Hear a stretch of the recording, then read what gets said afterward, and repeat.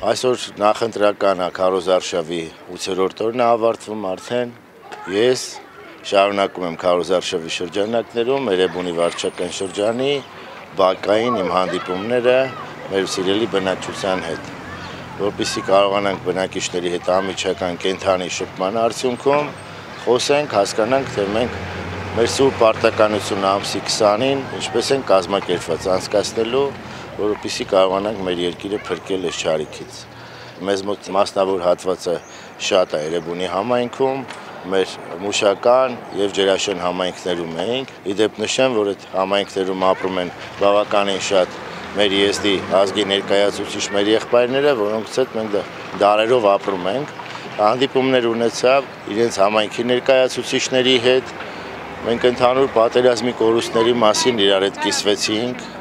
որովհետև մեր եզդի համայնքի ազգի ներկայացուցիչ եղբայրները եւս զոհվել են մեր թե առաջին Արցախի ազատագրման պատերազմի ժամանակ, թե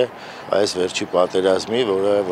դեռ չգիտեմ, չեմ էլ համարում, որ ավարտվել է։ Այսօր եւ եզդիները եւ հայերը միասին պահում են Հայաստանի սահմանը, խոսեցինք նաեւ մեր սահմանների անվտանգության մասին, իրենք իրենց մտահոգությունը հայտնեցին, որը համընկնում էր մեր մտահոգությունների հետ։ Հիմա գտնվում ենք Վարդաշեն թաղամասում, Էրեբունի վարչական շրջանի, այս մեր հետևամասում գտնվում է Վարդաշենի մանկապարտեզը, որը 3 տարի առաջ մենք շահագործման հանձնեցինք։ Նշեմ, որ լուսահոգի Տիկին Ռիտայի հովանավորչությամբ երևի մեր Երևան քաղաքի ամենագեղեցիկ եւ ամենահագեցած, ամենամաքուր եւ ամենահյուրընկալ մանկապարտեզն է համարվում, որը որ վերջի երևի նվերը եղավ Տիկին Ռիտայի մեր Էրեբունի վարչական համայնքին եւ երեխաներին մեր։